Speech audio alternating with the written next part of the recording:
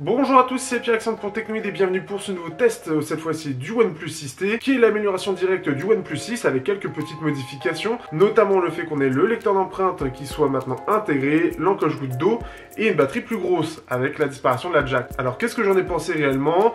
Est-ce que mon avis a changé par rapport à OnePlus? Vous allez le savoir tout de suite.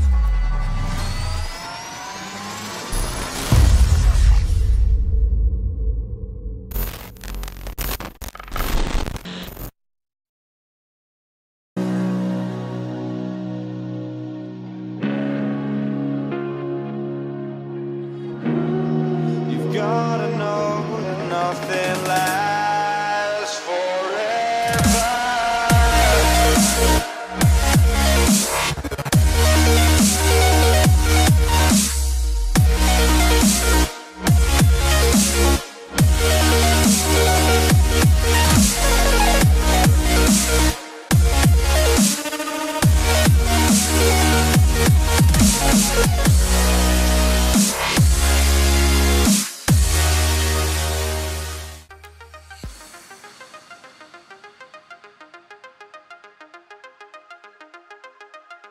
Au niveau du design, il y a eu que quelques petits changements. On a toujours ce dos qui est avec ce petit design en S, mais cette fois-ci plus de lecteur d'empreintes. En effet, il est passé à l'avant, sous l'écran, ce qui fait que c'est plus sympathique.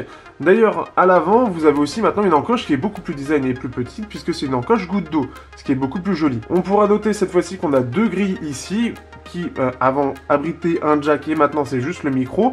Et donc ce qui fait qu'il faut un adaptateur pour pouvoir écouter sa musique via l'USB type C. Donc il y a aussi ça qui disparaît, et ce qui fait qu'après globalement c'est la même chose. Donc ce sont des petits détails qui font quand même la différence, puisqu'on a droit à un dos qui est quand même plus sobre et que je trouve plus joli comme ça, et ce qui donne un côté un petit peu plus élégant, je trouve. Ensuite on a aussi une petite optimisation de l'espace qui est un petit peu meilleure, ce qui fait qu'on a une bande en bas qui est un petit peu plus fine, et globalement c'est quand même plus joli. L'encoche est vraiment plus jolie en mode goutte d'eau, même si j'aime toujours pas les encoches.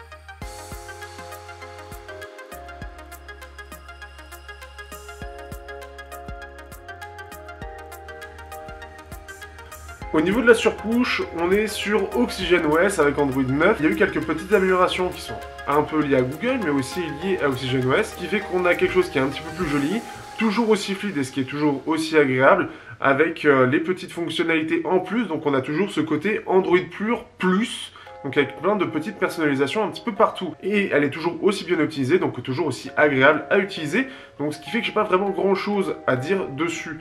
Elle est simple, elle est efficace, elle est design, et elle est mieux qu'Android pur qui a, pour le coup, qui manque de fonctions.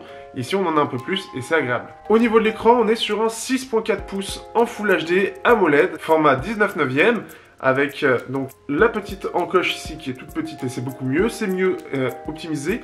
Et au niveau des couleurs, c'est pas mal du tout. On a quelque chose qui est vraiment bien. On va avoir le choix entre le sRGB, le DCI-P3, l'adaptatif, donc selon l'environnement, selon l'ambiance, et le tout avec une bonne luminosité minimum et maximum. Il y a toujours ce problème de teinte par rapport au châssis, en soi ça c'est la chose qui change pas chez OnePlus, mais les couleurs sont plutôt bonnes, la luminosité aussi, donc pas grand chose à dire sur cet écran qui est toujours aussi réussi et reste proche de la réalité.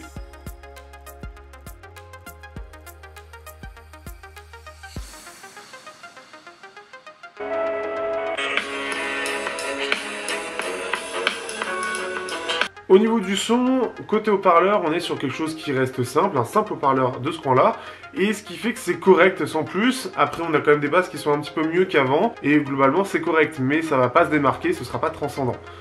Au niveau du jack, on a un petit adaptateur, donc ce qui fait que l'adaptateur, lui, est classique, c'est quelque chose de basique en fait, qui est juste analogique, pas de DAC intégré. Et dans le téléphone, il y a un amplificateur, le TF-A98XX qu'on a déjà vu dans d'autres téléphones, notamment le Zenfone 5Z, et ce qui fait que le son est plutôt pas mal, même s'il a tendance à être un peu basseux. Donc on est sur une signature en V, qui aura tendance à rehausser les basses, et ça, c'est pas quelque chose qui est forcément très sympathique par rapport à ce que je recherche. Pour la plupart des gens, vous allez aimer les basses, donc vous allez apprécier. Après, l'égaliseur lui-même est fait assez artificiel, donc laissez-le en mode écoute améliorée, et ce sera le mieux que vous aurez.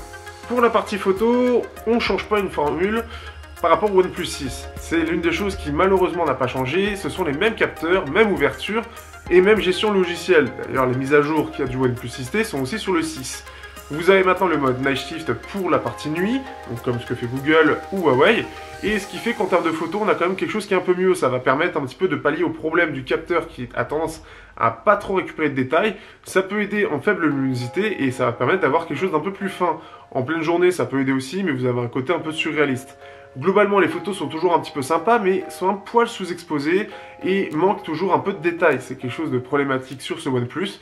Par contre, ce qui change, ce qui fait vraiment la différence, c'est la partie 4K, le fait de pouvoir filmer en 4K 60 fps stabilisé. Et ça, c'est vraiment cool, c'est super bien stabilisé de façon électronique. Donc ça, il reste les maîtres, comme le OnePlus 6 et comme avant même d'ailleurs. Bon, avant, c'était pas en 60.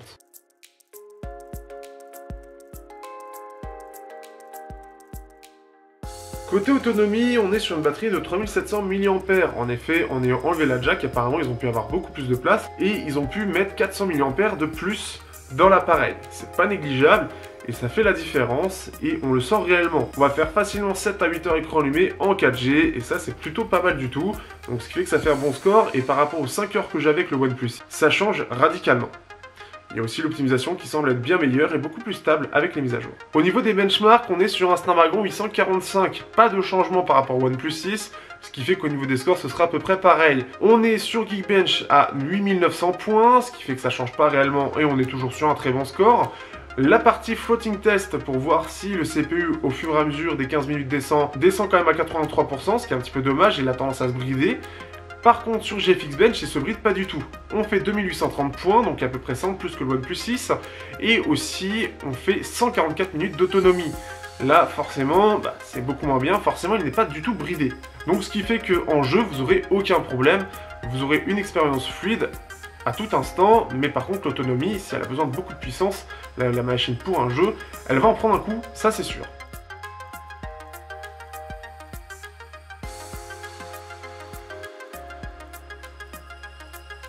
Donc que penser de ce OnePlus 6T?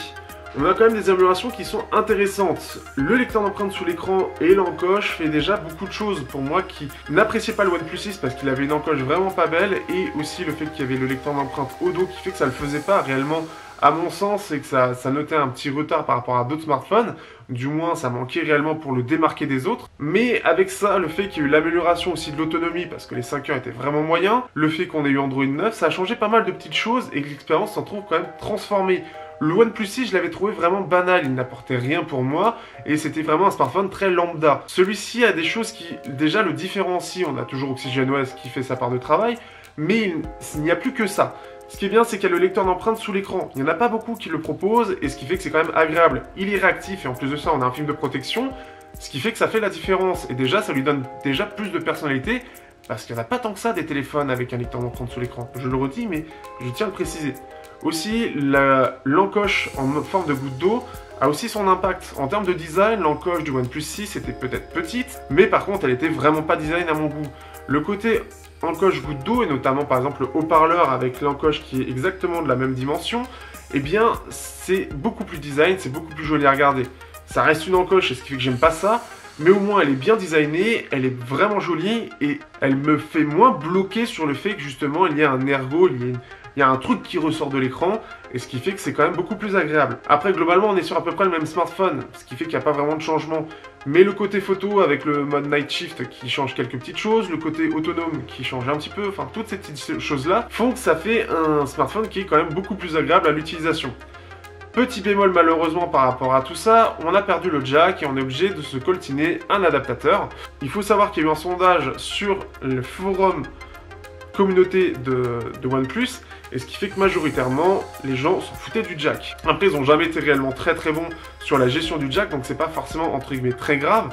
Néanmoins, c'est un peu dommage de voir encore disparaître ou de le sortir et de l'avoir en option. C'est quelque chose encore de moins. C'est un peu dommage, c'est un sacrifice, mais si ça peut lui donner une meilleure autonomie, mais si j'en doute un petit peu, pourquoi pas.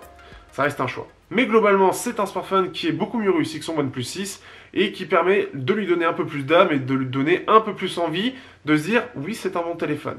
Par rapport au OnePlus 6 que je trouvais vraiment banal, et ce qui fait qu'il est beaucoup plus appréciable sur divers aspects. Je vous conseille aussi de regarder le test complet, j'en parle beaucoup plus et beaucoup mieux par rapport à toutes ces modifications et la perception que j'en ai de ces modifications au quotidien. Sur ce, je vous dis à bientôt. Merci aux tipeurs de participer. Vous êtes maintenant 12 à participer, ça fait vraiment très plaisir. Et vous êtes de plus en plus à me dire que vous voulez participer avec des grosses sommes. Maintenant, 10 euros, ça fait beaucoup. Donc merci à vous, ça fait vraiment plaisir. Vous êtes vraiment cool. Le Slack commence à prendre une tournure et ça commence à avoir un petit peu plus de gueule. Sur ce, je vous dis à bientôt pour un prochain test sur Technoid.